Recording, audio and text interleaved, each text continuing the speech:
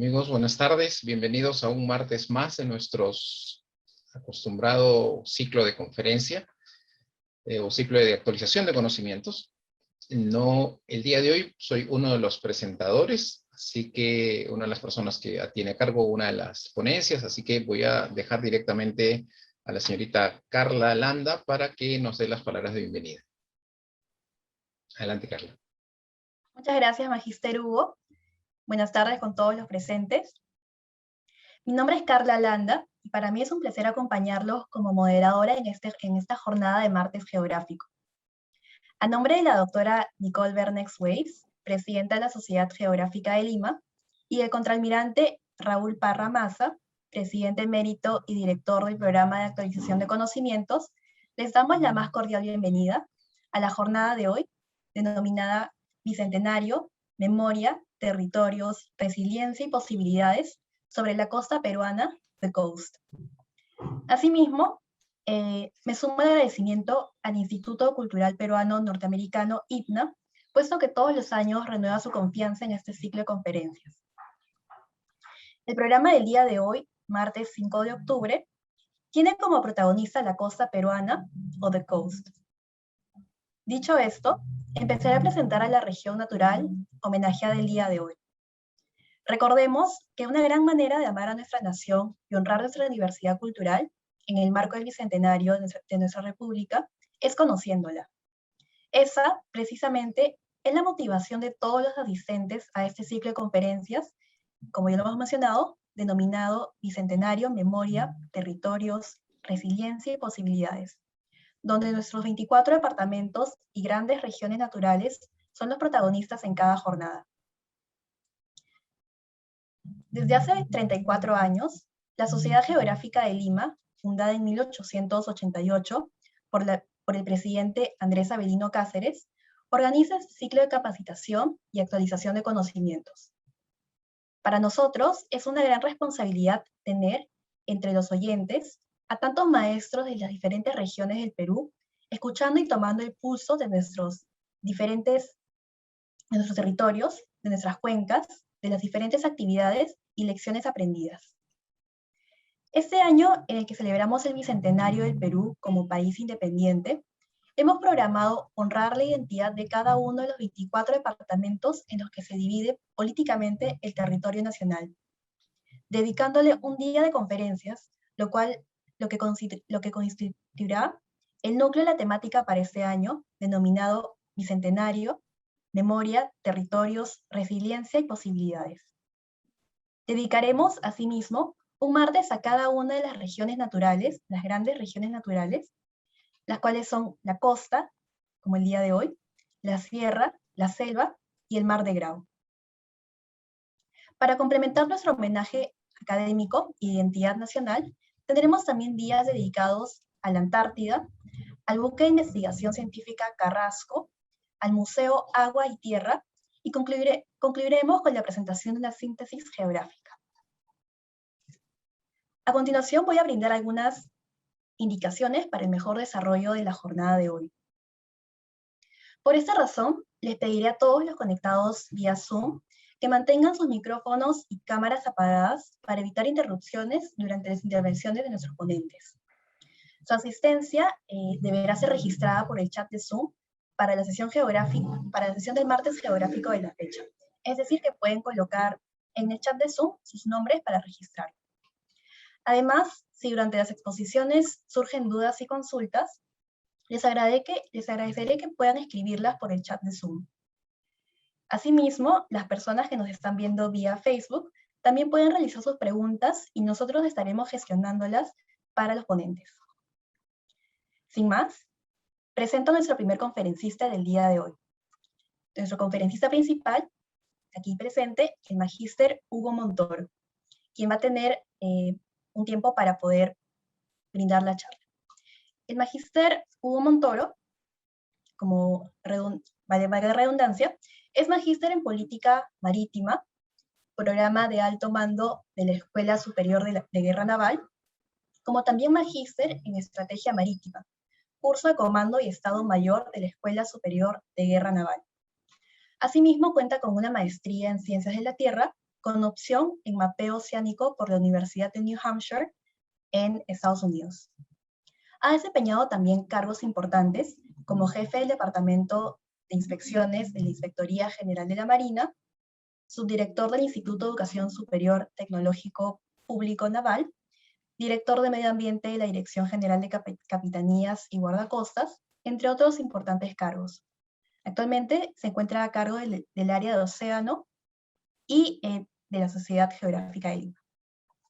A continuación, entonces, invito al Magíster Hugo para que pueda iniciar su presentación. Muchas gracias, Carla, por la presentación. Estimados amigos, estoy honrado de estar acá en otro papel. Usualmente hago las palabras de bienvenida, pero dado que la temática me interesa muchísimo, está colindante con el área o con otro aspecto que me llama la atención, como ha sido mencionado por la presentadora, que es el océano.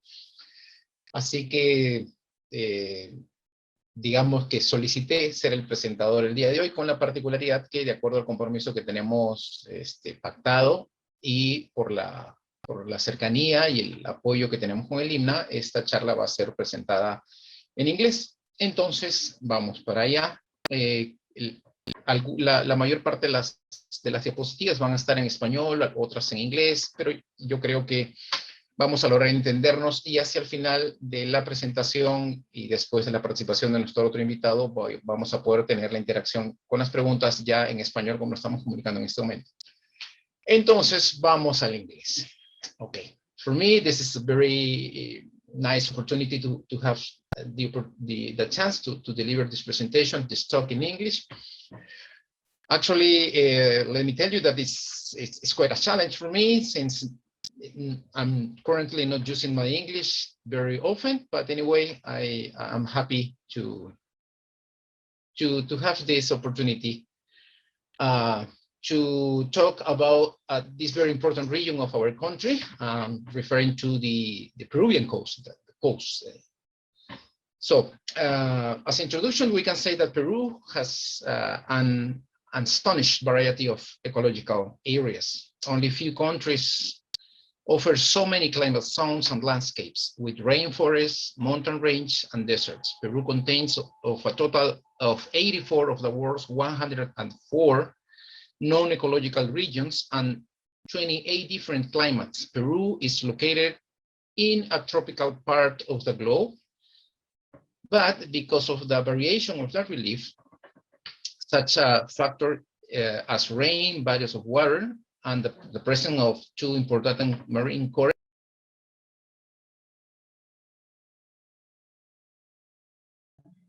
Perdón, Magister Hugo, se le apagó el micrófono. Sorry, it's okay. Okay, I'm going again. No sure hasta dónde no estoy seguro hasta dónde se me escuchó, o empiezo. Unos 2 minutos, un minuto, perdón. Okay. Sorry about that. That's something happened with my microphone, but let me continue with the presentation. I was talking about some of the general characteristics of our country. I think right before my mic went off, I was mentioning that we have two important conditions in our country that is going to determine the orography or the geomorphology of our country. I refer to the Andes and also to the presence of two important marine currents. I was talking about the El Niño current and also the Humboldt current. Thanks to this different combination of these factors, we have a multitude of microclimates. Although many geographic factors interact, and it can be said that through most of the Peru, the orography and the morphologic structure of the Andes have conditioned the local climate, the type, and the use of the land and the agricultural activities of the country. That's what I was saying. Okay, let's gonna show you. I'm gonna share my screen. Okay. I think we are good now. Okay, let's go. Okay, we can see here part of what I was saying, The map in the left, this one here, it's presenting the changes in the surface of the terrain or the country in general. As you probably know, we have here the Andes, the jungle, and this stripe that runs from north to south is the coast of Peru. And we have different composition in the underneath the surface. We have a different composition of the soil, and this is also going to conditionate the development of different human activities. Okay, we are gonna have the chance to pass from some slides going with geographic information and the opportunity to have see some landscapes like this one here. That could be a very typical landscape or picture of the coast of Peru.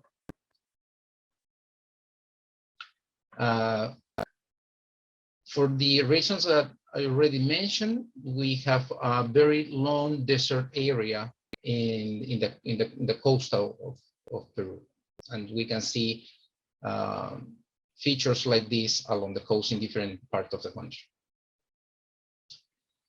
If we can describe, if we can describe the coastline, we can define 3 different areas: one in the north, in the central part, and in the southern part.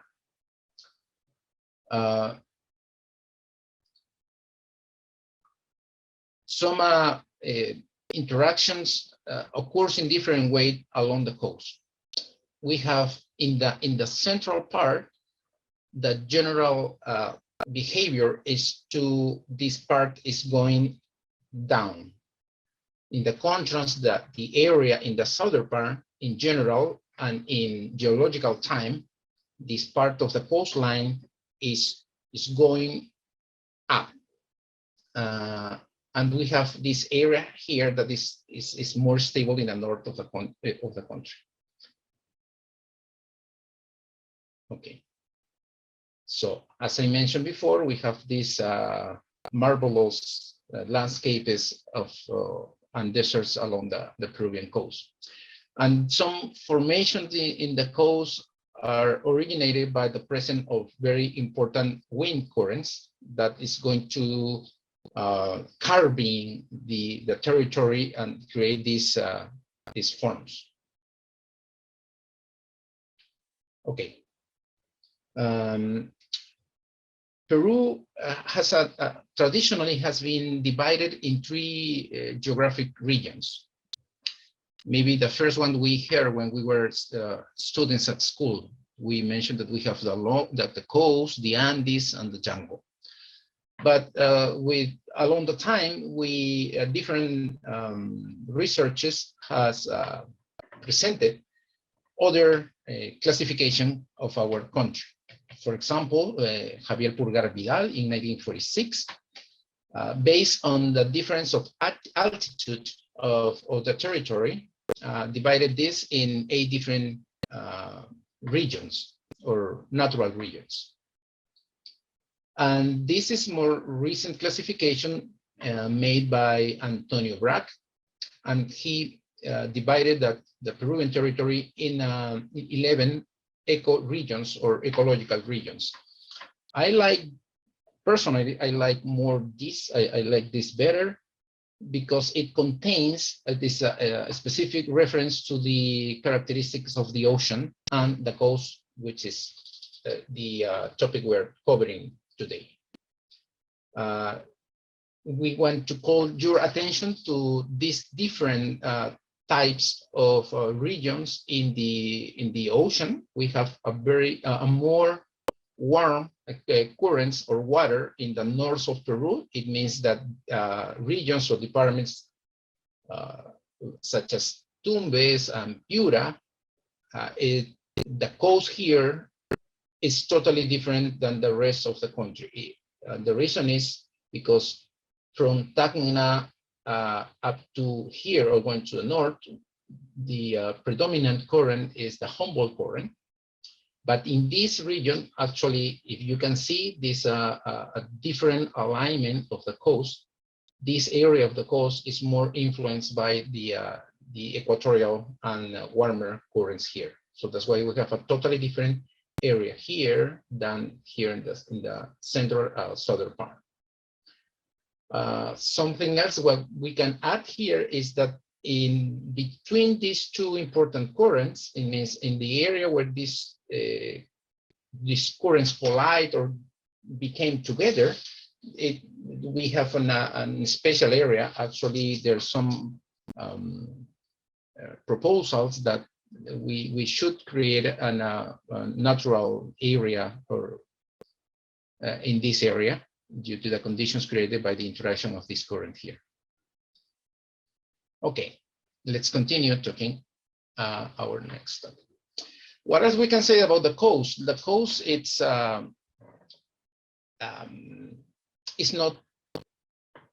not totally a desert. Actually, the coast of Peru is very productive, and this is mainly for the presence of river coming from the Andes and taking a lot of nutrients. And there is these rivers are creating very important and very productive valleys along the coast.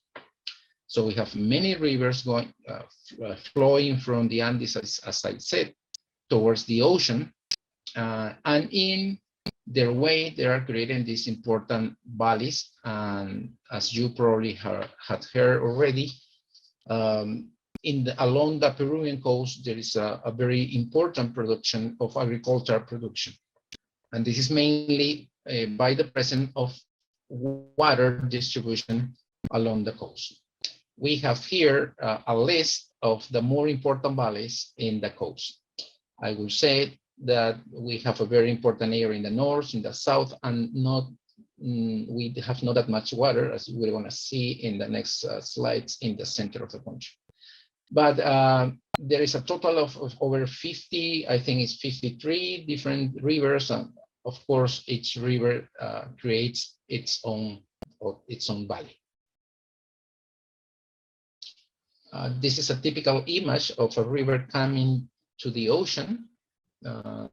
This area we call, actually this is also a very particular area because we have a mix of water, or riverine, or water and salty water here. So this is a very special ecosystem that is created in each of these cones, or in these cones or fans. We call these fans because all of these sediments has been carried by the rivers and is trying to be poured over the ocean.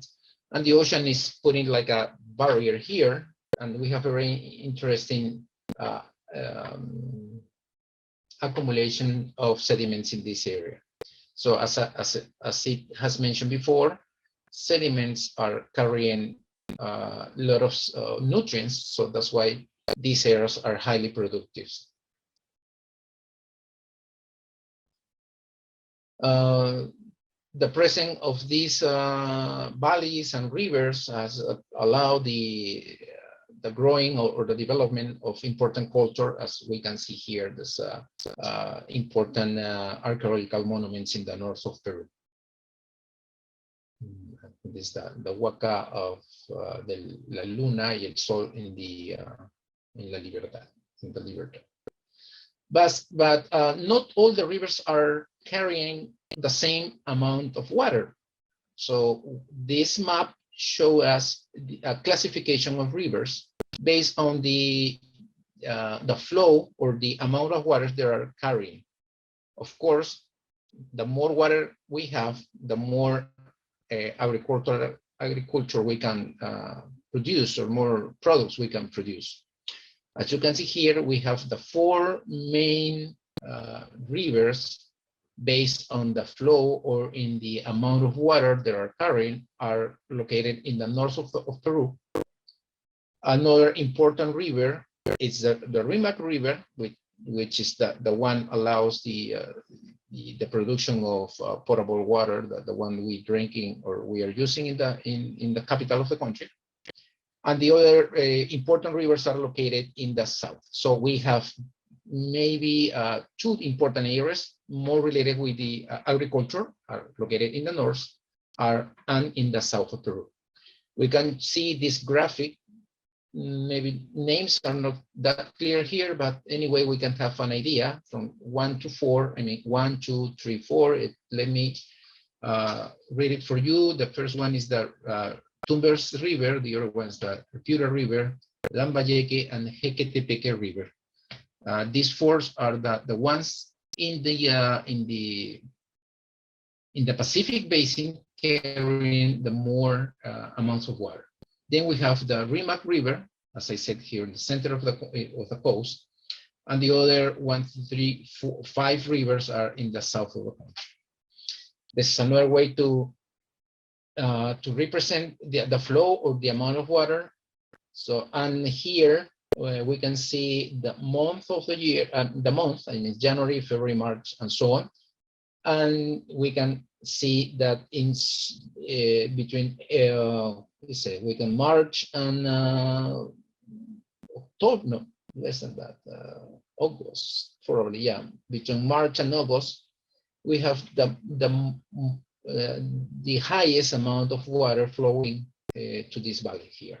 So I found this slide very, very touchy, very. I like it. I like it a lot. This to keep this in mind.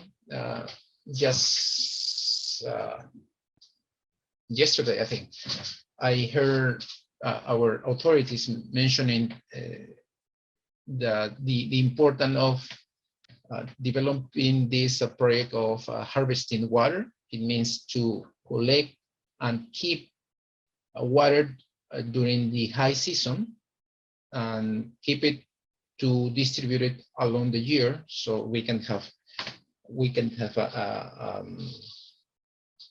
a production of all along the year, not only when we have the water naturally available. Okay, so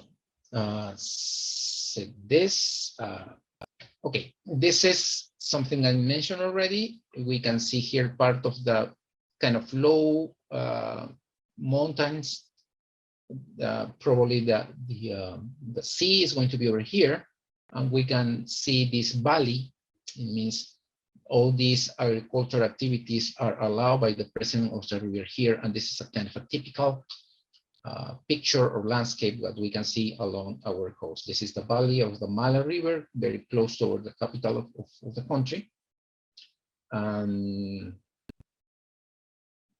Yeah, this also allows agriculture in areas like Ica, for example, with the very important activity with a high impact in our economy, which is the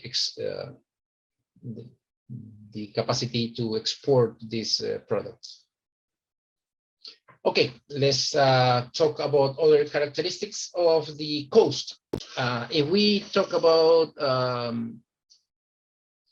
the rain or the amount of rain, we can see that along the coast we have not much rain. As you can see here, these dark colors indicate that just low amount of water or rain coming to this area. That means that the water we have in the rivers are coming mainly from the precipitations that are as received in the Andes. And then we have also a lot of rain. You can see the numbers down here. We have a lot of, I'm not sure. No, you're not seeing my pointer. You are not seeing my pointer, but yeah, okay. Anyway, I'm assuming that you are seeing my pointer, but no. Anyway, in the map in the left, in the area of the coast, you can see this dark colors. That means that we have no much rain coming or being received in the coast, and the water that allows the economic activities came from the Andes or the basins that born in the Andes. About the temperature, is kind of very balanced. It's not very hot, it's not very cold along the coast, I mean. So I think these two conditions, these two, talking about precipitation and talking about the temperature, it creates a very pleasant area. It means that is going to create the ideal conditions for people to live in the coast. And so you are going to see in a moment that the most important cities, it means related to the amount of populations, are located along the coast. How important this? So let's discuss this in the next slides. Okay, we have, and then precipitation and temperature in the coast. Okay, another picture. We have this kind of development of this vegetation, mainly by the presence of humidity along the coast, which is also a characteristic in this area of the country. Okay. Again, it's part of the kind of vegetation we have along the coast. It's not. It's small plants that grows with few water, as I said, that mainly taken from the humidity of the environment. Again, more landscapes of the coast. So how it goes with time. I think we're good. Okay. What happened with the water and the population along the coast? We can use these slides to talk a little bit about this. One of the things we have here is, for example, in the jungle, which represents 58% of the territory, and some of you can discuss this number, but let's take this for these slides, okay? The thing is that if we analyze the extension of the territory based of, for example, with other criteria, probably the percentage of the jungle covering the territory is going to be larger. But let's keep with this number. We have here that 58% of the territory is taken, or it's taken by just 12% of the population. So we have large amounts of territory and just few people living there. What's happening with the Andes? It's kind of balanced. We have 30% of the territory and 36% of the population living in this area. So it's not bad. But see the contrast here. We have just 11% of the territory in the coast, the region we are focused on now. And we have 52% of the population living in this small area. So why is this important? Because every time we are putting more and more pressure over this territory, which means we are demanding more products, we are demanding more water, we are demanding, and we are creating more, for example, pollution and trash. We are having a high impact in the coastline and, of course, in the ocean. So I think this is very important, and this is not only happening in Peru. This is kind of a worldwide problem. We can say that we have a lot of people moving and trying to live close to the ocean. Now we are going to see with some examples on some other topics why is this happening. But just talking about Peru, we have this. We have 52% of the population and just living in just 11% of the territory. And what is and is this happening right now? Yes. If we analyze tendencies, or if we analyze what's happening, we can see that, of course, the population is growing. We are more and more people now. And how is this kind of new people, or the population that is increasing? Where are they living? Are they moving to the areas with less population? The answer is no. They are moving towards the coastline. It means the population in Peru is growing, and most of this population is moving or is born or is establishing in the coast. It means the pressure I mentioned before is increasing. So more people is living or moving to the coast, and more people are moving from the jungle, from the Andes to the coastal areas. More coastal landscapes. Wait, okay. See, okay. And then based on what it has been said, we take a look of what's happening with the water in the distribution of the water in Peru. We have here that 90%, almost 98% of the water is flowing or is being taken or is it's flowing towards the Amazon basin. It means it's flowing through the Amazonian rivers. So almost 98%. You see 97.7%. And we have just 1.8% of the water flowing towards the coastline. Remember that I mentioned that we have most of the population, like a vast amount of people is living in this area. It means that we have just few water where the most amount of people is living. And we are, we are moving and we are towards the coastline, it means that we are moving to an area where every time, it means that every time we have less water to share among more people. It's kind of, how can I call this? It's kind of crazy, but it's happening right now. That's why we are saying that,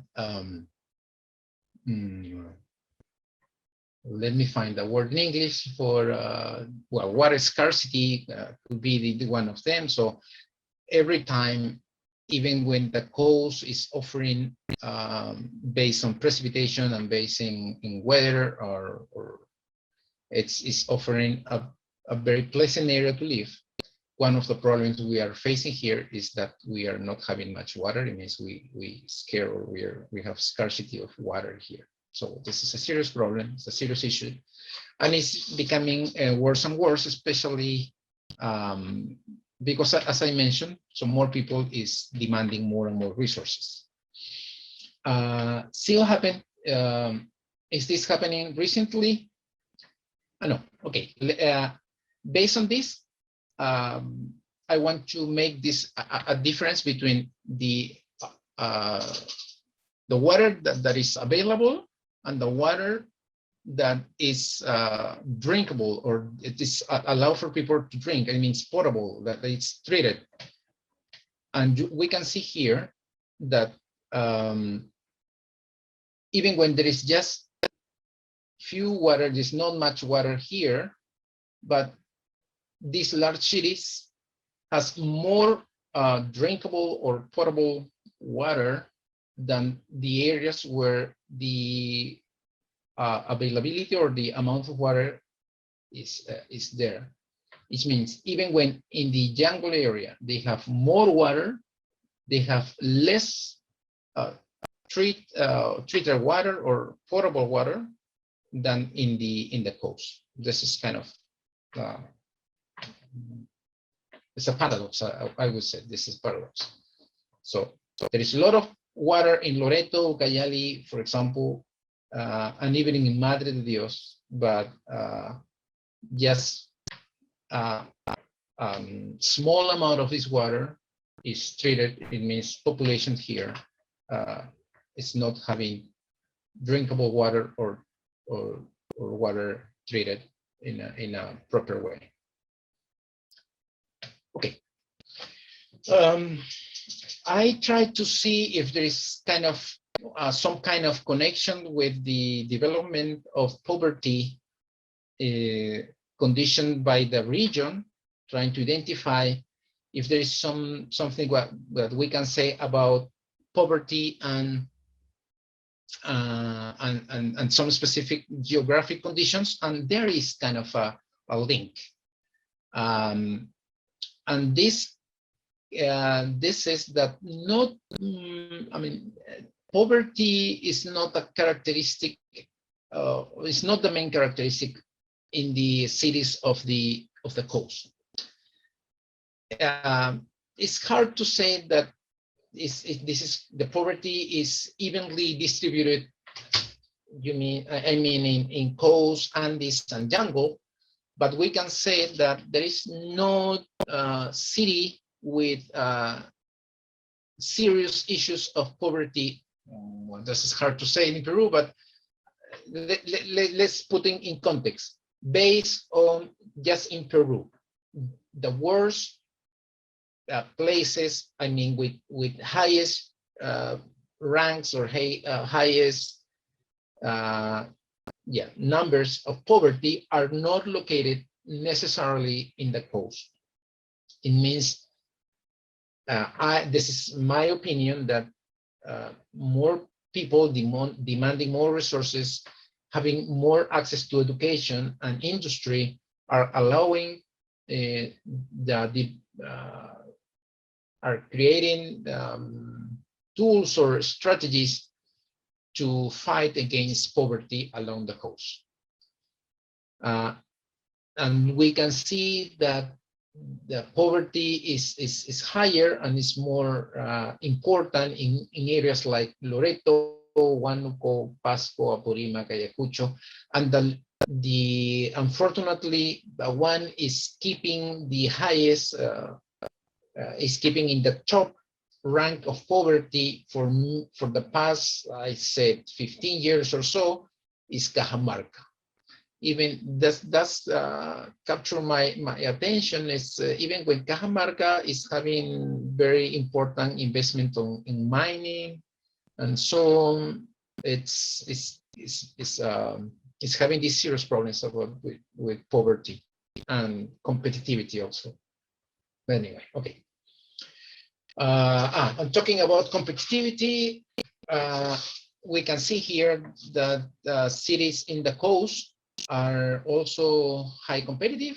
It is related, of course, with the amount of people and the access they have to diverse options of economical activities. So agriculture, as I mentioned, the mention of ports and fishing and activities that I'm going to mention in a moment.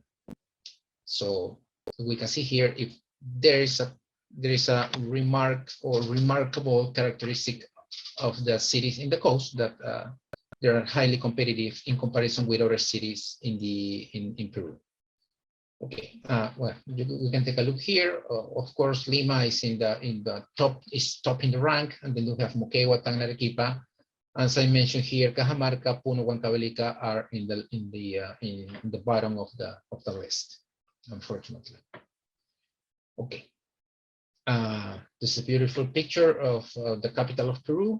It's the Costa Verde. It's beautiful, isn't it? Well, no, it's a good picture. And this is Trujillo, actually a very important and large city of the country.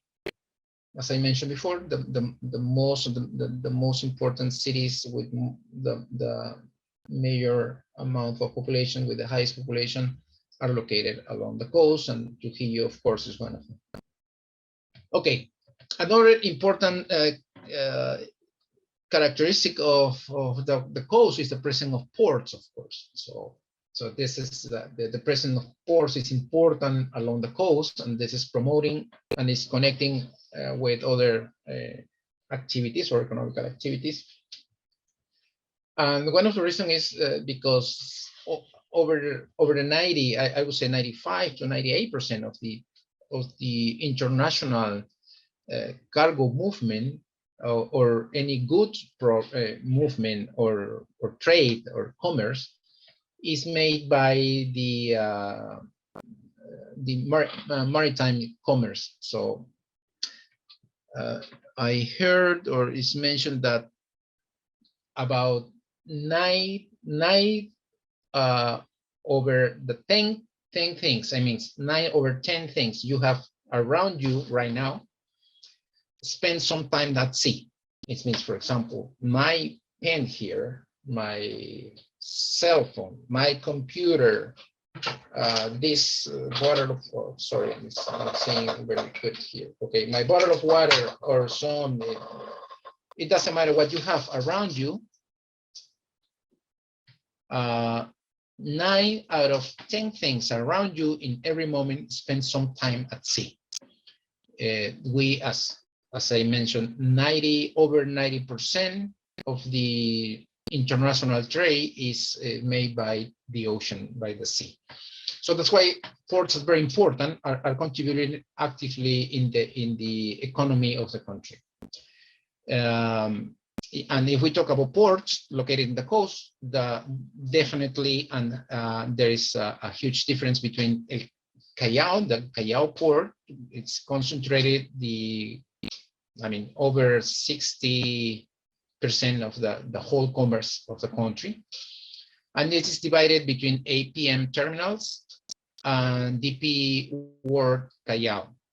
Why is the difference between these two different port operators? Because if you have the chance to see the port of Callao, they have 2 terminals. It means you can see in Google Earth, we can take a look in Google Earth in a moment if you want. We have two piers. And one is located in the north and the other one is right in the south. And each of them has a different operator. They consider this like a different ports. Both are very close by, but in the classification, since they have different operators, they divide it. So they divide. They have a rank for each of them. And anyway, one in the north is the number 1, and in the rank, the other one in the south, again in Callao, is number 2. Number 3 in the rank of the importance of the ports in Peru is located in Shogun, and the fourth position goes to Matarani, and 5th goes back to Callao, which is the Multibuoy Refinery La Pampilla. So we have 3 of the 5 main ports in the country are located in the Callao area. So we have a concentration of the commerce in this area of the coast of Peru. What else we can say about the Peruvian coast? We have very nice beaches, which is very important for people to enjoy. Actually, it's also contributing with the economy of the country. Tourism is very important for Peru. And probably about the beach formation and this kind of topics are going to be covered by the next presenter. Of course, fisheries is very important for our country. It's contributing with the economy of the country, and we can have here how important is this. So by regions, it is a less with the more or with the amounts of the fishing vessels or artisanal fishing vessels. We have concentrated them in a very high way in Piura, and then we have Lima, of course, Ancash, with the main port of Chimbote. It's also very important, and we can continue reading the list and the location in the port. As I said, fishing is a very important activity in the Peruvian coast. It's contributing highly with the economy of the region. And if we can take a look of how is this fishing being used, we can have that 76% of the total amount of the fishing is going to the indirect human consumption. It means 76% is going to be used to produce fish flavor in most of the cases to different kind of farms. So pork farms, chicken farms, and also other kind of activities related. So 76% is going to indirect consumption of the total amount of the fishing, of the fishing or the extracting activity of Peru. And then we have just 24% is going to the direct human consumption. It means restaurants, it means markets, it means the fish we are having directly from markets and supermarkets and so on. So, but this is important. We are one of the main producers as a country of the fish flavor, which is good and bad at the same time. So producing fish flavor, I'm talking about harina de pescado, is requires the consumption of a lot of amount of product, that means of fish, of the extracted product.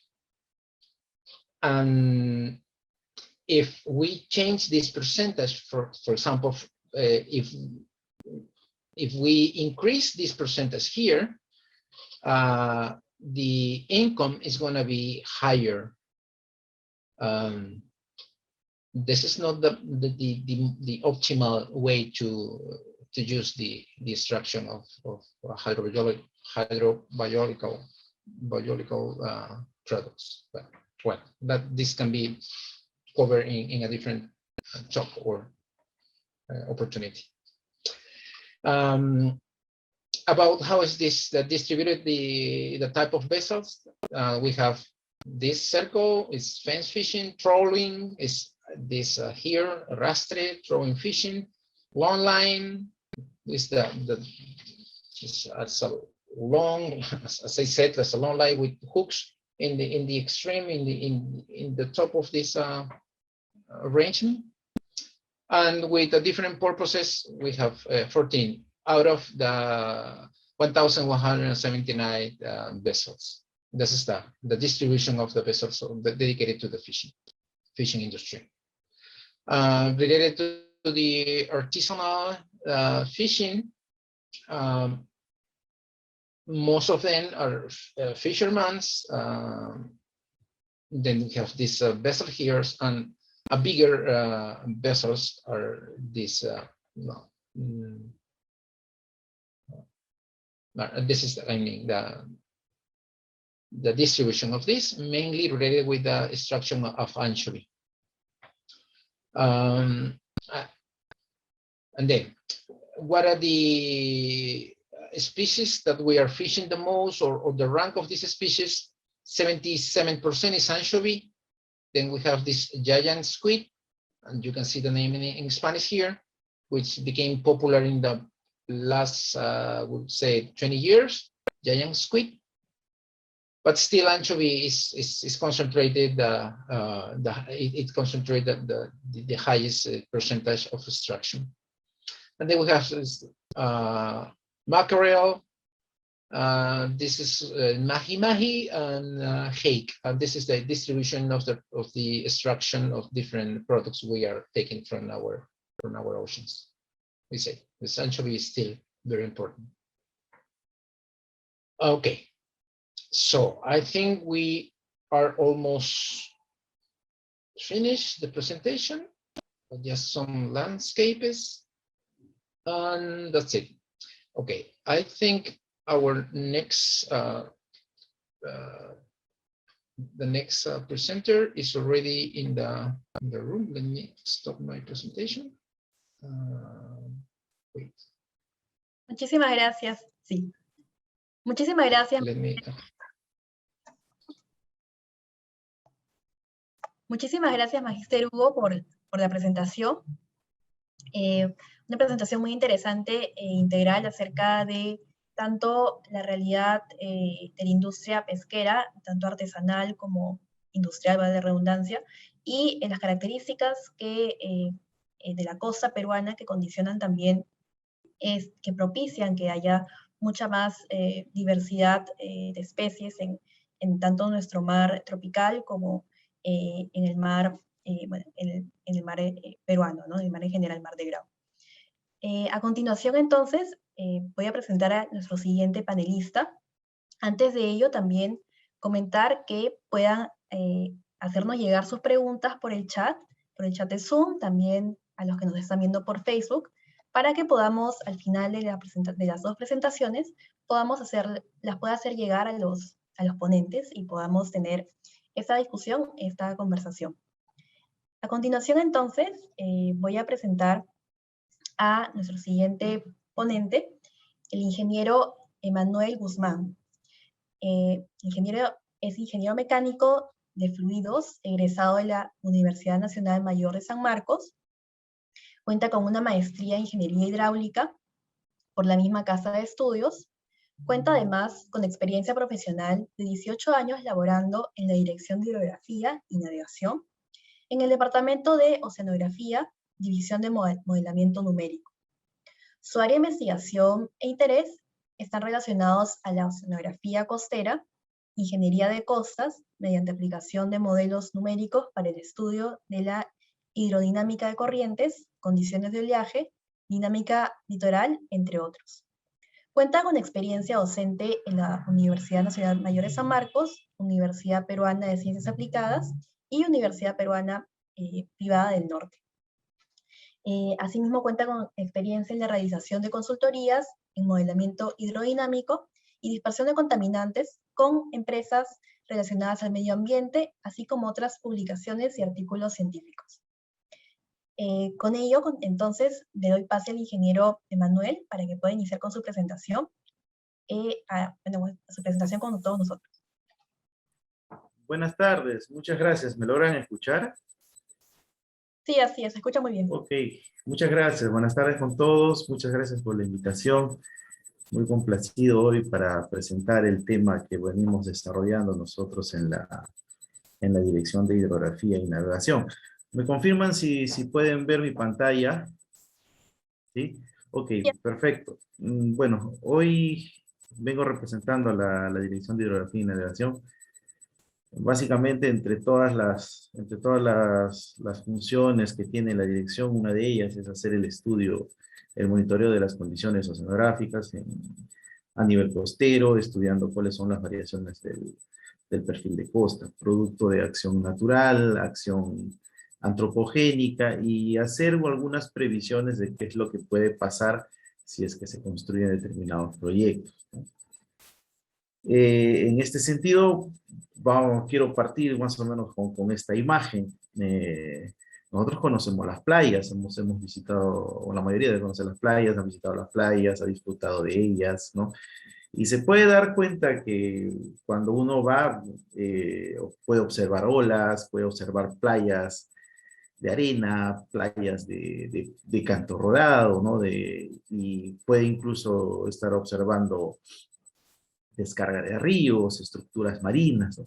Todos estos factores condicionan la forma de una costa, hacen que una costa presente condiciones para poder tener playas anchas, o lo contrario, ¿no? Que la playa comience a retroceder y perder terreno cada vez más.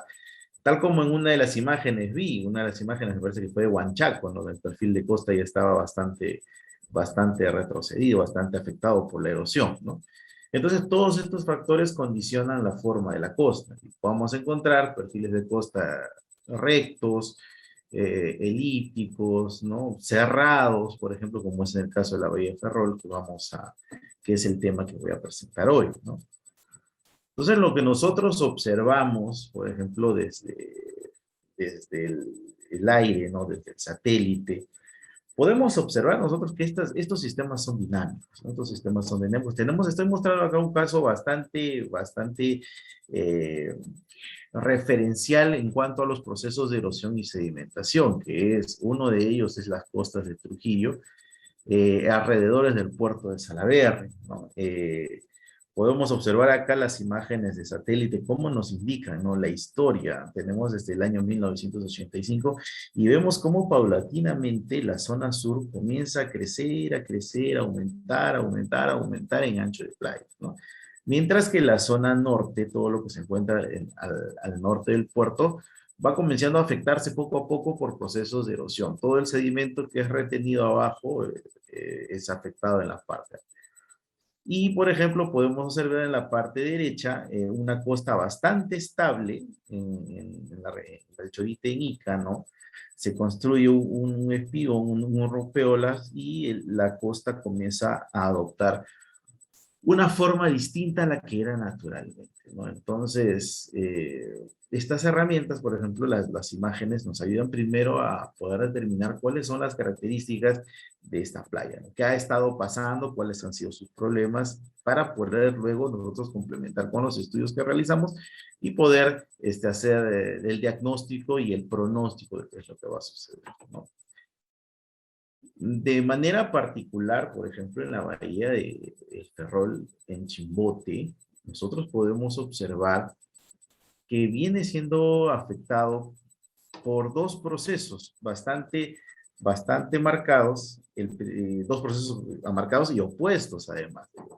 En la zona norte, toda esta zona podemos estar indicando, por ejemplo, toda la zona norte que estamos viendo en el panel de la izquierda, se presenta un proceso bastante claro de erosión, de tal manera que cuando uno visita sus playas, comienza a caminar por el borde de costa, vamos a ver una playa que está protegida, que tiene rocas, que tiene revestimientos, con ese intento de poder proteger y evitar que la costa siga retrocediendo. A veces el intento no ha sido del todo fructífero porque la acción del oleaje termina desgastando la estructura y continuando el erosión. Y por el lado sur tenemos el proceso inverso. Tenemos el río Lacramarca que desemboca en el perfil de costa y este río trae sedimentos, comienza a traer sedimentos, mantiene el equilibrio en cierta parte del perfil de costa y lo que ocasiona es que en la zona sur el proceso sea inverso. Comienza a sedimentar de tal manera que vemos nosotros playas que son compuestas principalmente de arena y que pueden ser aptas para poder disfrutar, por ejemplo, de una tarde de verano, de invierno, a los que les gustan las playas, ¿no? Por los bañistas o algunas personas que les gustan hacer deportes náuticos, ¿no? Entonces, ese es el problema que atraviesa la bahía actualmente, ¿no? La dirección, como parte de sus funciones, además de otras áreas de estudio, específicamente en la bahía de Ferrol, ha realizado diferentes estudios, ¿no? Viene estudiándola desde hace mucho tiempo. Por ejemplo, en el año 2003, es un año bastante especial. Ese año yo me inicié como practicante en la dirección de hidrografía. Luego en el año 2008 fue mi primera participación en un estudio grande, integrado, ¿no? Que realizó la dirección de hidrografía junto con el Instituto del Mar, ¿no? Y que fue el primer diagnóstico que hicimos y primer pronóstico que nosotros realizamos de qué es lo que podía suceder con esta bahía si es que no se tomaban algunas medidas de eso, ¿no? Y en el año 2019 hicimos la actualización del estudio, verificamos que varios de los diagnósticos que habíamos realizado se habían cumplido y que habían habido algunos cambios en la bahía, cambios también positivos que estaban indicando que puede haber algún tipo de recuperación en cuanto a temas de erosión y sedimentación. Hoy les voy a hacer a resumidas cuentas cómo es que se realizó el estudio que se presentó en el año 2019. El objetivo fue hacer la caracterización oceanográfica, realizar una modelación numérica de transporte de sedimentos y evaluar algunas alternativas de qué es lo que podría suceder si colocamos algunos elementos en la bahía. Ahora, estos tipos de trabajos que se realizan siempre vienen acompañados por una parte bastante importante, que son los trabajos de campo, los trabajos de levantamiento de información, que de hecho es la parte fundamental y la columna vertebral en la cual se sustenta todo trabajo que se realiza de este tipo, ¿no? Entonces, en ese sentido, se forman brigadas, las brigadas son tanto de mar, de tierra, ¿no?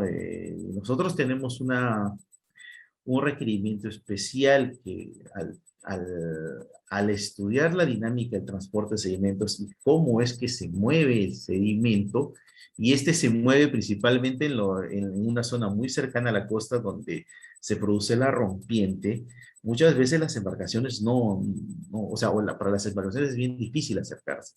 Entonces tenemos que combinar con labores de personal de las fuerzas de operaciones de la Marina que ingresan y se meten al mar y ellos son los que nos dan los datos de cuál es la configuración del fondo justo en esa zona importante donde se realiza, donde se presenta la dinámica del transporte de sedimento, ¿no?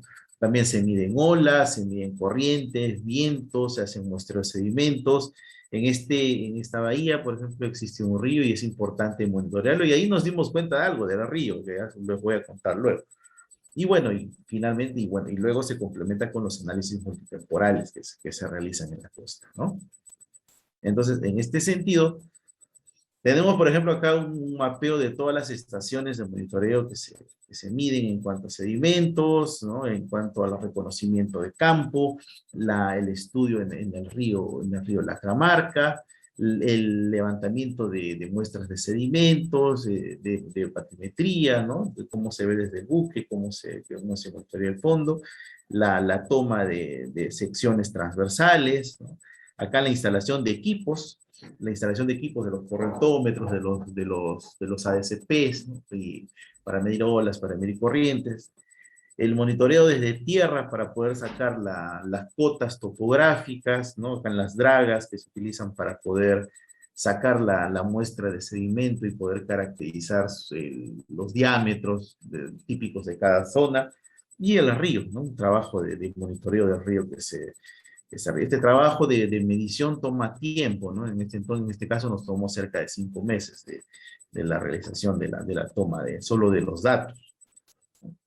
Y podíamos ver durante el recorrido ciertas características principales, como las habíamos comentado. En la zona norte, bastante presencia de material de protección contra la erosión. En algunos casos funcionó, en algunos casos no. Y mientras que en la parte sur, producto del aporte del río Lacramarca, se observa la composición principal del arena, de las playas con presencia de arenas, ¿no? Luego, bueno, algunas manchitas que revelan pues cierta actividad industrial que se realiza en esta zona, ¿no? Y esto es el mapeo que se hace de las características de diagnóstico de nuestra zona de estudio, ¿no? Acá estamos observando el trabajo específico que se realizó en el río Lacramarca, ¿no? Ahí nos dimos nosotros con la sorpresa que el río es uno de los principales factores que condiciona la dinámica, mantiene el equilibrio de las playas. Si no estaría el río, la influencia de la erosión sería mucho más, ¿no?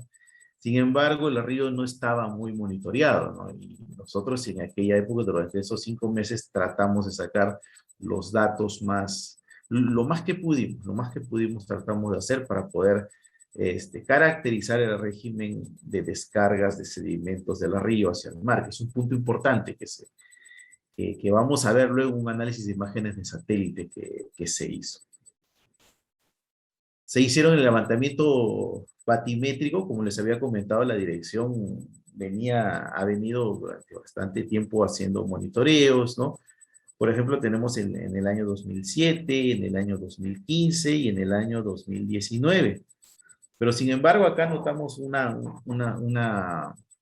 aspecto interesante.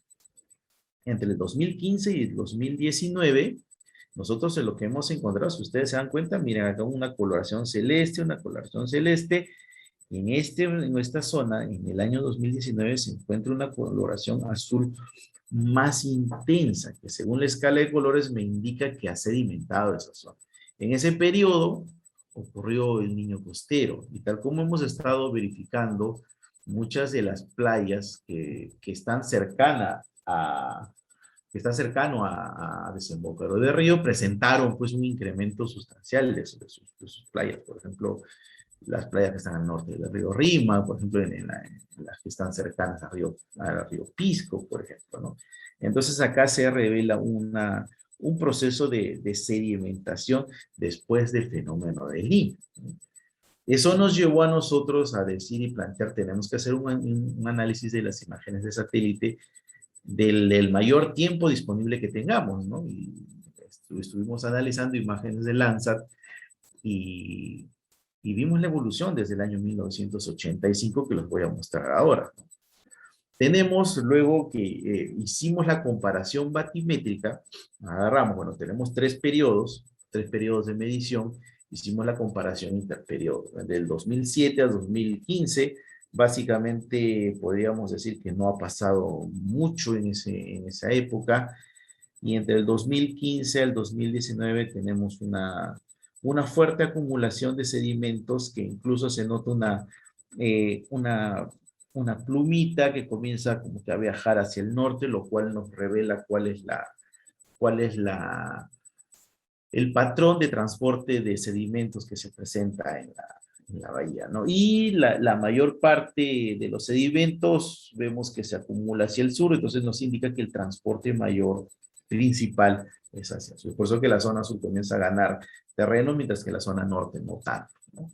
Entonces, eso es lo que nos da a nosotros el análisis de las comparaciones del fondo que se han realizado estos años, ¿no?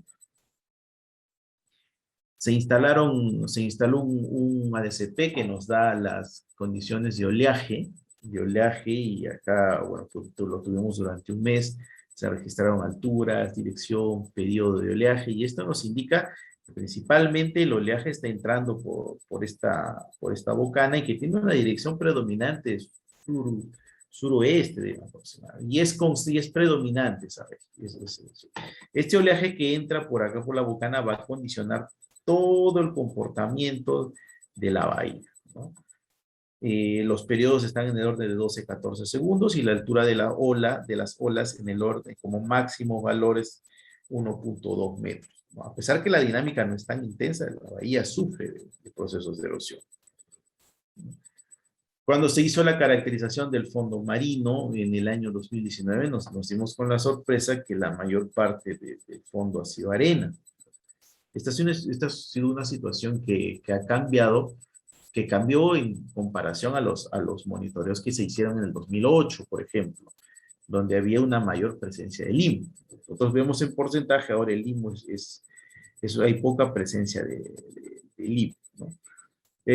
Como este monitoreo se hizo en el 2019, podemos asociar o como hipótesis, aún todavía no demostrada del todo, que el fenómeno El Niño, bueno, el río descargó tanto sedimento que a la bahía le ha ayudado a tener una capa de arena, ¿no? Para darnos una idea, el cálculo que se hizo en la bahía del Callao, el río Rímac desembocó cerca de 6 millones de metros cúbicos de, de sedimentos, ¿no?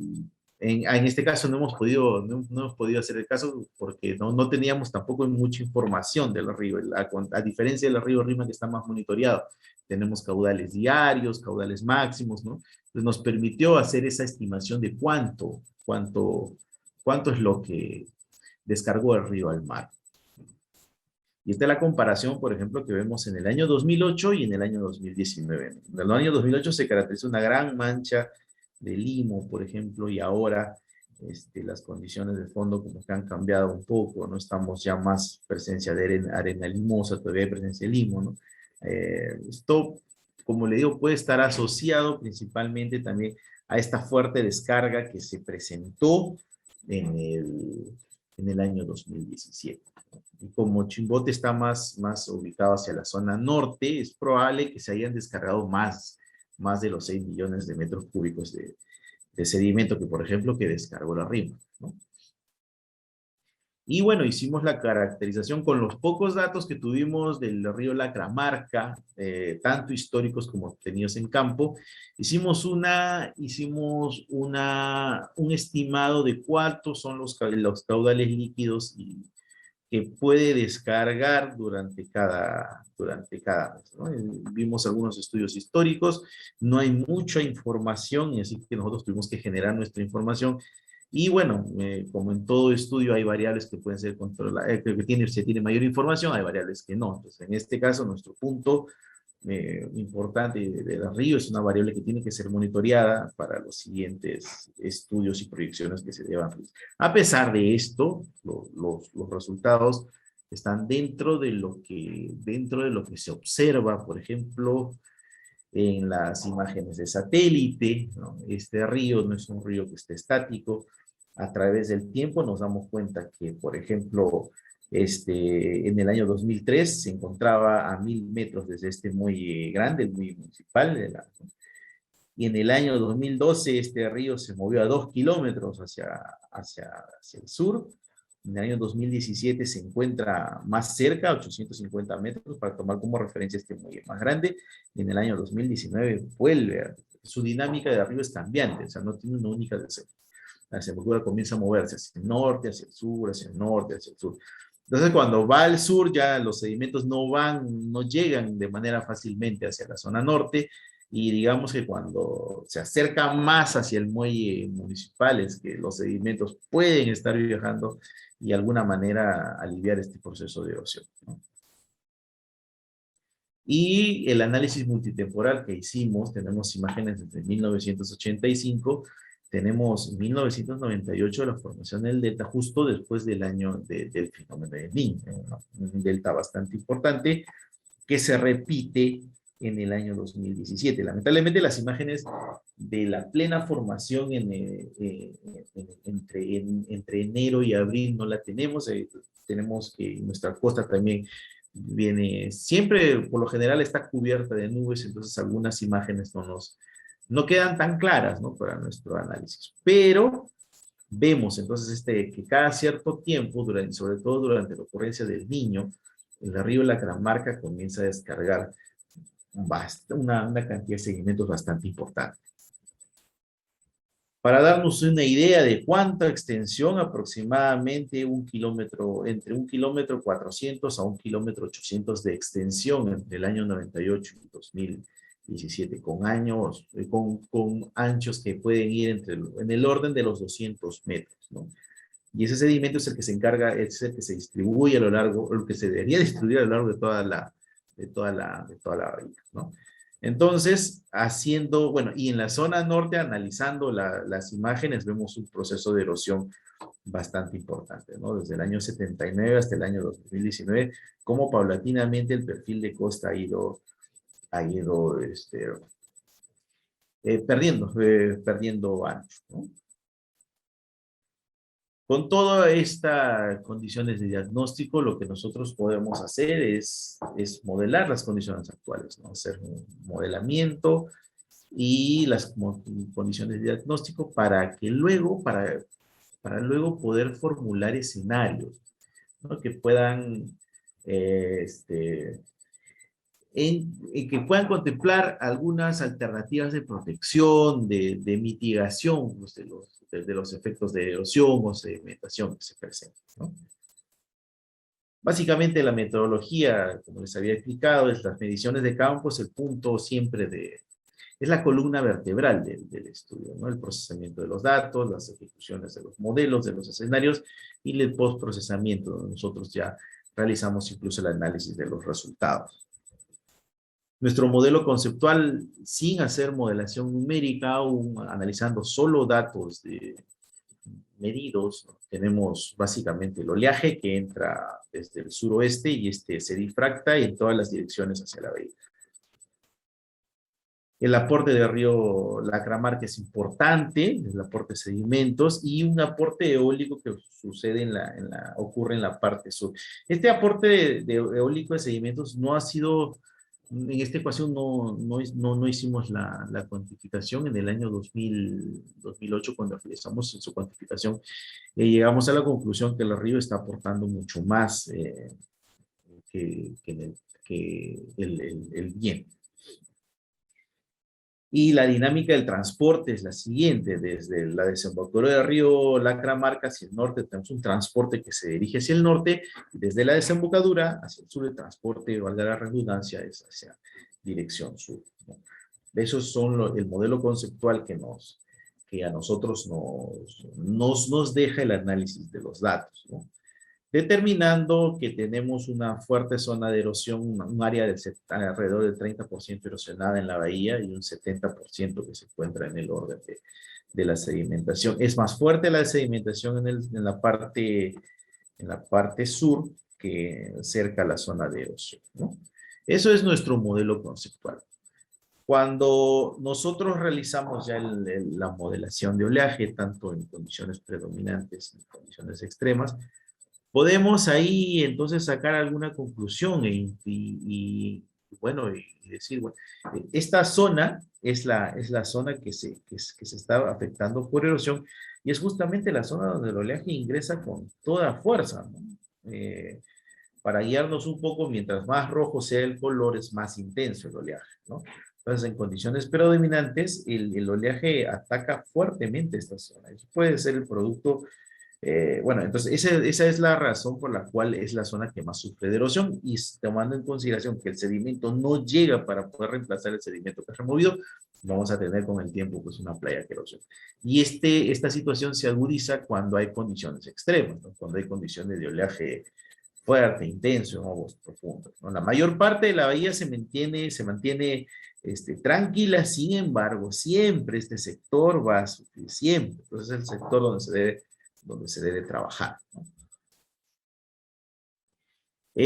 A partir de ahí se diseñan escenarios. El primer escenario, como siempre, es a representar las condiciones actuales. ¿Qué es lo que sucede y qué es lo que va a suceder si es que no se hace nada, ¿no? Entonces, por lo tanto, nosotros llegamos a una representación, digamos, adecuada, ¿no? En la zona, en toda esta zona estamos viendo un proceso de sedimentación. Vamos a ver, mientras más rojo se hace, es que sedimenta el fondo. Mientras más celeste se hace o mientras más azul se hace, el gráfico es que está erosionando. Basémonos en esta imagen de la derecha, perdón. A la izquierda lo que estamos viendo es la profundidad. Entonces ahí vemos, ¿no?, cómo parte se pinta bastante de verde entre amarillo, indicando que está sedimentando, mientras que en la zona norte se pinta bastante de celeste, entonces indicando que hay un proceso de erosión. Con eso podemos decir, bueno, el modelo está trabajando. Los modelos no te representan el 100% de la realidad. Con llegar al 70, 80%, digamos que ese es bastante, ¿no? A partir de ahí diseñamos escenarios y decimos, bueno, ¿qué podemos hacer? ¿Qué pasa si nosotros diseñamos y hacemos un proceso de relleno artificial en toda la zona afectada? Acá vemos la batimetría cómo está afectada. ¿Cómo se vería si es que nosotros hacemos el relleno? Toda esta parte sería costa, y con el pasar del tiempo, ¿qué pasaría? El sedimento que es erosionado en esta parte de la costa es depositado es depositado hacia detrás de la zona de rompiente, en zona un poco más profunda, ¿no? En el siguiente escenario, lo que vemos, ya tenemos el relleno, le ponemos relleno, y como medida de protección, lo que hacemos es colocar estructuras perpendiculares para tratar de retener el sedimento. Lo que nos da como conclusión es que el proceso que se presenta es bastante similar al anterior. Entonces, por lo tanto, no tiene mucho sentido colocar estructuras perpendiculares, porque, bueno, si vamos a tener igual que el caso anterior, entonces no van a estar trabajando. Se evaluaron luego la construcción de rompeolas paralelos, por ejemplo, paralelos, y lo que estamos observando es que sí logra hacer retención de sedimentos justo en la zona entre la costa y el rompeolas, ¿no? Se logra retener el sedimento, pero en los espacios donde no cubre el rompeolas, los procesos de erosión incluso se intensifican en comparación a las condiciones iniciales, ¿no? Entonces eso es lo que tiene, ¿no? Por ahí se gana por un lado, pero se pierde por el otro lado, ¿no? Hicimos una simulación de qué es lo que sucede si es que el río Lacramarca es movido, si es que se mueve hacia el sur, y vemos que todo lo que se pintaba de verde cercano a la costa, ahora se está pintando ahora se pinta de celeste, ¿no? Esto significa que se están intensificando los procesos de erosión, ¿no? Entonces no es una buena idea llevar eso. Y analizando estos escenarios, bueno, en realidad se han hecho como 19 escenarios, he mostrado los más importantes, podemos llegar a la conclusión de que el río Lacramarca aporta sedimentos, no aporta mucho, pero durante la época del fenómeno del Niño es su principal época de aportación, ¿no? El fondo ha cambiado, ya no se presenta el mismo material limoso, hay más presencia de arena, y de todos los escenarios que hemos evaluado, el escenario 2, que contempla solo relleno, sería la mejor alternativa de solución. Y cuando se mueve de arriba al sur, eso no es una buena opción porque se intensifican los procesos de erosión. Y bueno, bueno, las recomendaciones, como estábamos hablando, principalmente van por la parte de hacer rellenos artificiales si es que queremos mantener el perfil de costa en la zona. Y eso es básicamente la presentación que tengo para el día de hoy. Muchas gracias. Muchas gracias a usted también, ingeniero Manuel, por la presentación. Asimismo, reitero el agradecimiento al Magister Hugo por su presentación sobre la costa peruana en el idioma inglés. Entonces, a continuación, vamos a ir a la sección de las preguntas, a las preguntas de los presentes, también las preguntas que se encuentren vía Facebook. Entonces, quisiera saber, bueno, voy a revisar ahorita el chat, si es que hay alguna pregunta que deseen hacer llegar a nuestros ponentes. Voy a dar un minuto para ver si encontramos algunas preguntas.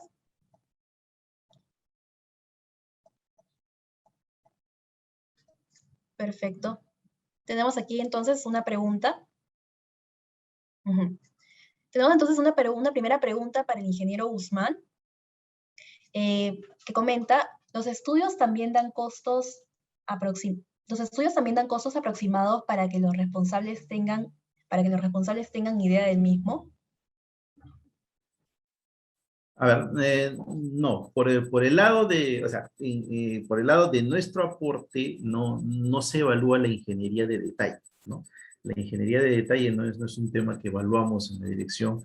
Lo que nosotros hacemos es proponer alternativas para dar el camino de la solución, ¿no? Esa es la primera aproximación, para que luego ya se trabaje sobre las alternativas que son las que son las más probables de dar la solución al problema y se pueda cuantificar ya los costos ya más reales, ¿no? Pero nosotros no abordamos el tema de costo, el costo-beneficio, que después el plan económico financiero no lo vemos. Pero más que es principalmente la parte técnica de las propuestas de solución. Perfecto. También tenemos una pregunta más, precisamente del Magister Hugo para el ingeniero Manuel. Sí, se han muestreado sedimentos en el río. Sí, hicimos muestreo de sedimentos, pero como les comenté, el muestreo de sedimentos lo realizamos durante los 5 meses.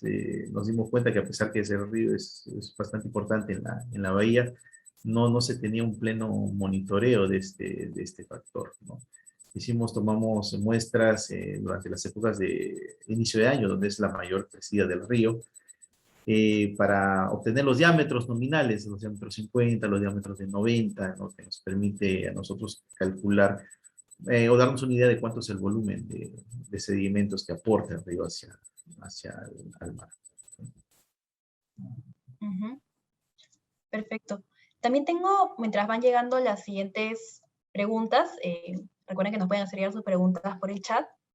Tengo también unas preguntas en primer lugar, para el Magister Hugo sobre su ponencia, que nos dio una visión integral de nuestra costa peruana y las diferentes variables que giran en torno al agua, la disponibilidad del agua, a también los valles que se encuentran alrededor de nuestra costa, que están impulsados también por los ríos, además de las otras actividades económicas que se realizan. Con ello, quisiera hacer una primera pregunta respecto a estas disparidades entre la disponibilidad de agua que tenemos en la costa, ¿no? Y la cantidad de población que también vive en esta misma zona, en esta zona costera. ¿Qué otras actividades económicas, además de las que hemos visto como la pesca, digamos, una actividad nata de nuestra región, qué otras actividades económicas también se podrían impulsar en precisamente nuestra costa? Con mayor énfasis. Ok, sí, muchas gracias. Definitivamente algo que ha marcado la diferencia en los últimos años, y eso tiene que ver con decisiones políticas, es, por ejemplo, el desarrollo de la agroindustria, ¿no? Eso ha cambiado de una manera bastante radical el aprovechamiento de estos valles, pero por otro lado también ha aumentado la demanda de agua para poder habilitar estos valles en temas de cultivo. Al estar concentrada la mayor población, prácticamente la propia población jala una serie de actividades económicas. No todas están relacionadas a la demanda, digamos, de la naturaleza, pero, es decir, actividades extractivas podrían interpretarlas de esa manera, pero sí a todo el entorno económico que gira alrededor de estas, ¿no? Por ejemplo, a pesar que la minería se desarrolle en los Andes, el mineral termina saliendo por barcos que están en la costa, ¿no? La agricultura que se hace tanto en la costa, en la sierra y aún en la selva, termina encaminándose por puertos en la costa. El petróleo, el que mueve prácticamente todas las industrias, sale por la costa también y llega por la costa, ¿no? Si nos vamos un poquito al norte, en Bayóvar, por ejemplo, está un gran puerto concentrador de combustible que primero recibe el oleoducto norperuano, que es un gran tubo con bastante tecnología, que recoge el petróleo de la Amazonía y lo transporta, atraviesa los Andes y lo deja en este puerto de Bayóvar, donde llegan los barcos a tomar ese crudo y también a desembarcar otro crudo que viene de otras partes del Perú. Entonces, la costa tiene una presión cada vez mayor, ¿no? Hay muy pocas actividades que se realicen en el Perú que no terminen en la costa por la presencia de los puertos. Y con eso se asocia, pues, grandes industrias, hacen que se termine movilizando las personas, eso hace que se movilice, por ejemplo, los centros de estudios a la costa y cada vez la costa termina haciéndose más atractiva. Pero también hay que tener presente un poco lo que mencionaba, esta limitada disponibilidad de recursos, y si queremos ser un poco más concreto es el tema del agua, ¿no? No sé, bueno, ¿qué otras actividades? Como digo, prácticamente todas las actividades que se llevan a cabo en el territorio nacional terminan en la costa porque tienen que establecerse el comercio, ¿no? Y a ver, ¿qué ejemplos puedo poner? Hace un tiempo, por ejemplo, bueno, algo que escuché hace ya algunos años, en una visita que hice bueno, todos hemos consumido, por ejemplo, el tema de la leche, ¿no? La leche Gloria, que estuvo establecida en Arequipa, por ejemplo, y en algún momento ellos decidieron mudar sus instalaciones al Callao, un poco por la proximidad al puerto. Pero solo el hecho de mudar las instalaciones de Arequipa al Callao hizo que sus ventas se fueran, o sea, como que se multiplicaran por 5, por 6, por 7. El crecimiento fue muy grande por el haberse establecido en la costa. Entonces, sí hay mucho, la costa termina siendo un espacio bastante atractivo, pero hay que, de alguna forma, a través de políticas públicas, establecer cierto balance, ¿no? sobre este desarrollo económico, porque puede ser muy voraz, ¿no? O sea, a veces la economía que empieza a crecer se detiene muy poco para respetar algunos límites naturales, ¿no? Como puede ser, por ejemplo, la demanda de agua. Entonces, empieza a competir algunas industrias con otras, ¿no?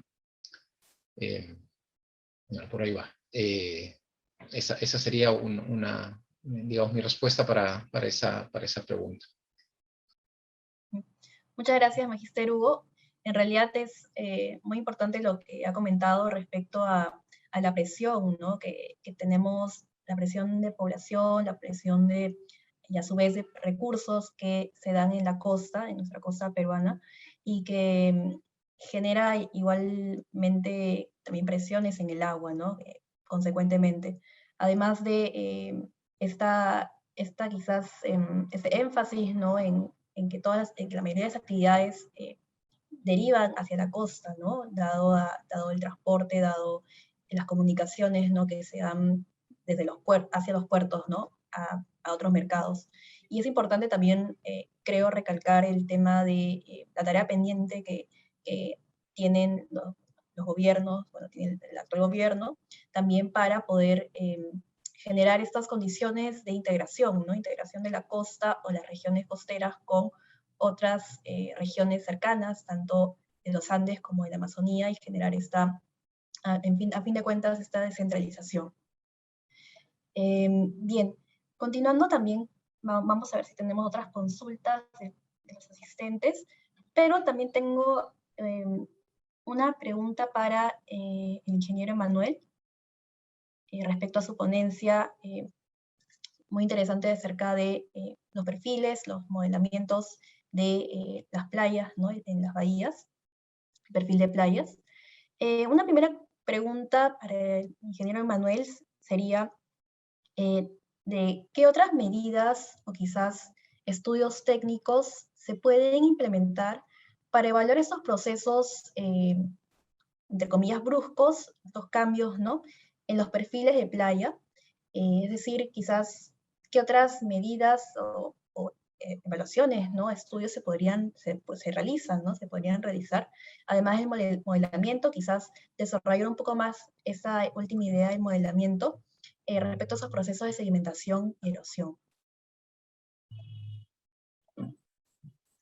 Sí, bueno, desde el punto, para responder la pregunta, ¿qué otras alternativas de estudio? Bueno, tenemos bastante las imágenes de satélite, por ejemplo. Las imágenes de satélite nos ayudan, pero nos ayuda a ver qué es lo que pasa desde arriba y en la parte superficial, ¿no? Nos ayudan a estimar tasas de sedimentación y también se podrían hacer algunos pronósticos basados en estas imágenes de satélite.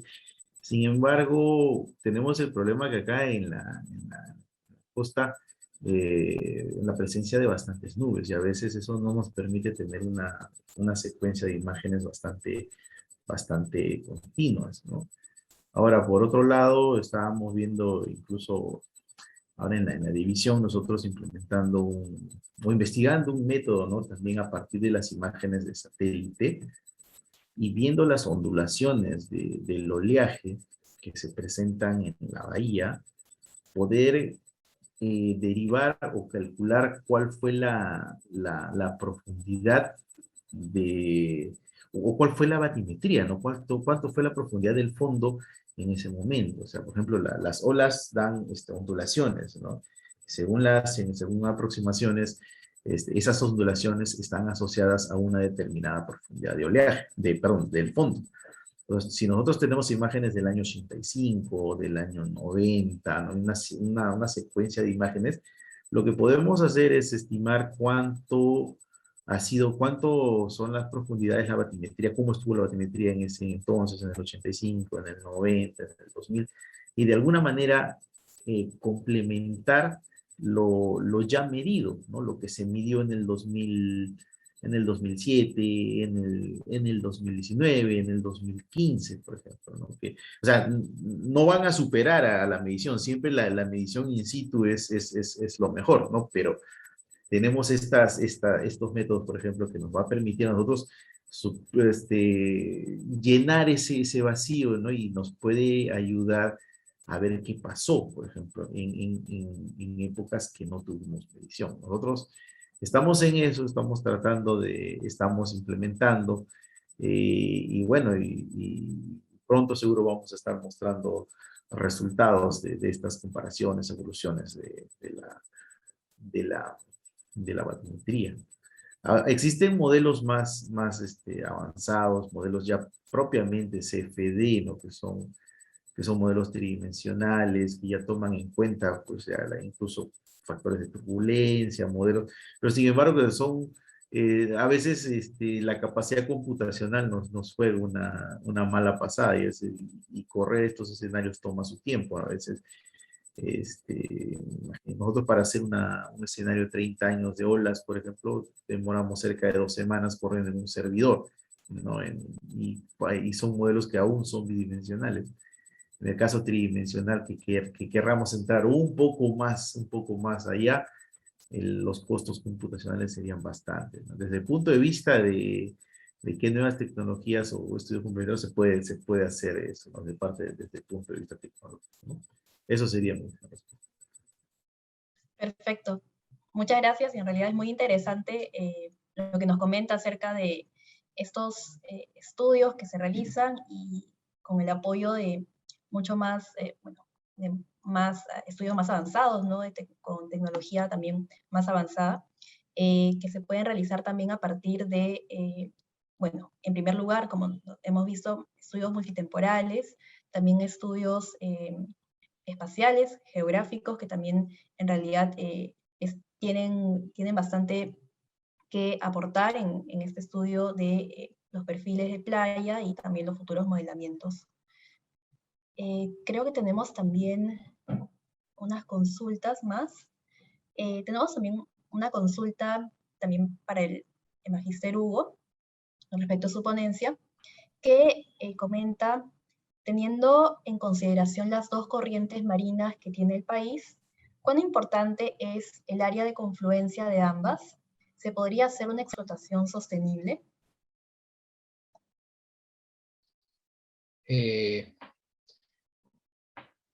Esa zona de confluencia de ambas corrientes, como mencioné, está en proyecto de convertirse en un área natural protegida. Hablando de estos temas, hace el año pasado, sí, bueno, el anteaño pasado, tuvimos una presentación también en un escenario creado, o sea, que generamos al interior de la Sociedad Geográfica, que se llamó, la conferencia llamó Océano en Dificultad, y ahí una de las charlas se llamó Océano Desprotegido, y se hizo referencia específicamente a esta zona en la que confluyen estas dos corrientes, que genera unos ecosistemas muy particulares, ¿no? Con aguas relativamente templadas o con una influencia en alguna época mayor de aguas frías y luego de aguas cálidas. Entonces se genera todo un ecosistema bastante particular, único por llamarlo de alguna manera, y que sí demandaba una protección especial. Uno de los problemas que está dilatando un poco la creación de esta área natural protegida es justamente este conflicto que hablábamos, ¿no? Esta competencia que hay por la ocupación de los mismos espacios. Aparentemente esta zona, además de la confluencia de las corrientes, también ha ido recibiendo a lo largo de la historia, digamos, en la que se ha formado el continente, descargas importantes del río, como mencioné, por ejemplo, el río Tumbes, y hay un conjunto de ríos importantes con una descarga bastante alta en la parte norte del Perú, con lo cual ha generado con el tiempo importantes también zonas de extracción petrolera, ¿no? Entonces ahí entramos en el conflicto de que tenemos un área natural protegida donde no podemos sacar petróleo, o sacamos el petróleo de este lugar, porque ahí, justamente ahí está, ¿no? Entonces tenemos un tema ahí que está dilatando, y creo que estudios como por ejemplo los que realiza Emanuel y la Dirección de Hidrografía podrían contribuir a encontrar soluciones armoniosas a este tipo de situaciones, ¿no? Sí es posible desarrollar industria respetando el medio ambiente, pero esto solamente es posible si es que los que toman las decisiones le prestan oídos al trabajo de los científicos, ¿no? Emanuel ha mencionado un caso de Chimbote, mencionó también tangencialmente el tema de Salaberry, y Salaberry, los problemas, a diferencia probablemente de Chimbote, que es un proceso bastante natural, Salaberry, los problemas de sedimentación, y Emanuel me confirmará ese tema, surge por una acción antrópica, ¿no? Por la por la necesidad de crear un puerto para desarrollar actividades económicas. O sea, necesario sí, es en el mejor lugar probablemente, pero no se tomó en consideración. O sea, eso era absolutamente predecible, lo que terminó sucediendo en Salaberry era absolutamente predecible. Pero bueno, se planificó, yo creo, sin prestar oídos a la parte científica, ¿no? Entonces, a mí me parece absolutamente relevante que instituciones como la Dirección de Hidrografía, dicho sea de paso, yo soy oficial hidrógrafo también, funcionarios públicos tomen digamos, dediquen he sido, ¿no? Funcionario público, dediquen su tiempo a producir información que debe ser relevante para los que toman finalmente las decisiones, ¿no? O sea, yo creo que, y un poco todo el objetivo de estos martes geográficos y estos ciclos de capacitación apuntan a eso, a que por lo menos, o sea, sepamos que ese tipo de información, que ese tipo de tecnologías, que esa capacidad de poder hacer cierta predicción de los escenarios es posible, ¿no? Como dice Manuel, más cosas se podrían hacer con temas de mayor capacidad de cómputo, y sí, se pueden hacer, efectivamente. También está el escenario de alquilar espacios, ¿no? De espacios computacionales en la nube, hay servidores en otras partes del mundo, pero nuevamente eso va a pasar porque los que estén en el puesto, en los lugares de tomar decisiones, sepan que es posible hacerlo, sepan que esa tecnología está disponible y que opten por escuchar un poquito más a la ciencia al momento de tomar las decisiones, ¿no? Sí, bueno, me he desviado del camino, pero en el caso del desarrollo de estos lugares en la costa del Perú y otros, sí, yo creo que es posible si es que escuchamos un poco más al lado de la ciencia, ¿no? Hay que prestarle un poco más de atención. Una de las imágenes que mostré es que a lo largo de la historia nosotros nos hemos concentrado bastante en la costa, sierra y selva, si bien es cierto que estamos hablando de la costa, pero por muchos años sabíamos que existía el mar, pero no lo considerábamos como parte del territorio, lo veíamos un poco lejano, no lo pusimos en la bolsa de que es una región natural del Perú, ¿no? Y yo creo que ahora, un poco aprovechando el contexto de la década de los océanos y esas cosas, la idea es voltear un poco más hacia el mar y esta interacción importantísima que está en la línea de costa, ¿no? Y sí, yo creo que sí es posible armonizar, hacer un desarrollo sostenible, yo creo que sí. Hay que estar un poco de la mano de la ciencia, creo que por ahí está la solución a los problemas que tenemos, ¿no? Y minimizar en todo caso el impacto que vamos a generar a futuro. Perfecto, sí. Muchas gracias, Magister Hugo, por la respuesta y en realidad esta reflexión que es muy importante y todos deberíamos tomar en cuenta desde nuestras posiciones, ya sea ciudadanía, gobierno o empresas, sector privado, tomar parte de estas, bueno, apoyar también al desarrollo científico y tomar en cuenta también muy en cuenta en realidad las opiniones y los resultados que se obtienen. Bien, voy a revisar entonces si tenemos alguna otra consulta por el chat. Recuerden que nos pueden hacer llegar sus consultas libremente, en realidad, al chat de Zoom, Facebook también. Y mientras tanto, entonces, voy a formular una pregunta más para el ingeniero Manuel.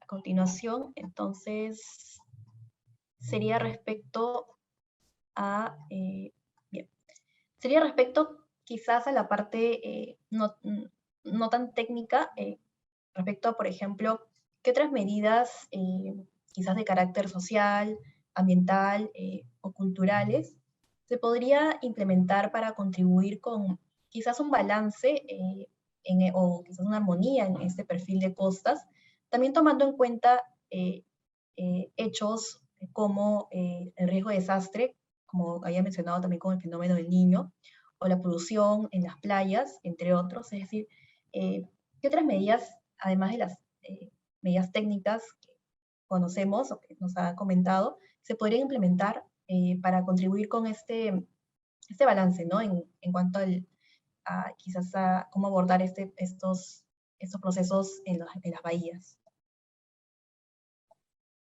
Sí, gracias. En cuanto a lo social, concientizar sobre la parte, la importancia de nuestra parte costera, ¿no? De las playas, en este caso, ¿no? En el caso de nos toca abordar. Cuidar nuestras playas, no contaminarlas. Parece mentira, pero todo lo que uno puede estar botando al mar va a terminar en alguna otra playa, ¿no? Termina, por ejemplo, a veces lo que se bota en la Bahía Miraflores termina en la playa, en la Mar Brava, ¿no? Entonces, todas esas cositas, por ejemplo, que pueden luego terminar en nuestra playa, pueden afectar de alguna u otra manera el uso de esa playa o alguna parte de la dinámica. Entonces, principalmente tenemos que concientizar eso, ¿no? Que las playas hay que cuidarlas porque son un motor importante de desarrollo, primero es un motor importante recreativo, ¿no? A todos nos gustaría la playa, nos gusta disfrutar la playa en las épocas de verano, bueno, a mí particularmente me gusta más en invierno, pero imaginémonos que de pronto no tengamos playa, las playas se erosionan y que se va a disfrutar. Entonces tenemos que tomar esas medidas de concientización, quizás de enseñar desde chiquito, ¿no? Desde chiquito lo importante que es mantener nuestras playas limpias y protegerlas, ¿no? Porque incluso es bastante importante la actividad que se realiza ahí, el deporte náutico, ¿no? El deporte náutico tipo el surf, por ejemplo, ¿no? Incluso ahora existe una ley que protege, ¿no? Uno no puede hacer cualquier cosa en la playa si es que ahí si es que hay una actividad importante de deporte náutico, ¿no? Por ejemplo, esas medidas pueden tomar, ¿no? Ujú. Muchas gracias también, ingeniero Emanuel, por la respuesta, y en realidad es muy importante que concientización se dé del gobierno, ¿no? Quizás el gobierno central, los gobiernos regionales y demás gobiernos locales, y también desde quizás todos los frentes, ¿no? Por ejemplo, la sociedad civil, los mismos ciudadanos, podamos tomar en cuenta y conocer la importancia, en primer lugar, conocer la importancia de nuestras playas, de nuestro borde costero, para poder así conservarlo. Y bien, tengo una última pregunta, si es que no hay otra consulta del público presente.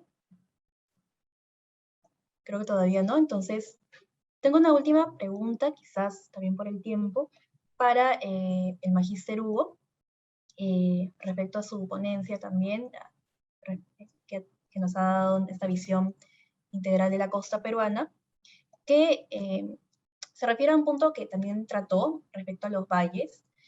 Entonces, en ese sentido, mi pregunta sería, ¿cómo se podría impulsar el desarrollo integral y equitativo de nuestros valles costeros a través de las diferentes regiones, ¿no? Entonces, ¿cómo podríamos impulsar o podemos implementar otras medidas que puedan garantizar ese desarrollo?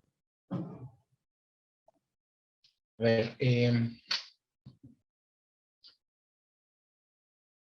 los valles, bueno, tienen algunas características, ¿no? Y me gustaría mencionar una de ellas que también fue mencionada hace algún tiempo por un expositor cuando tocábamos el tema de Piura, me parece.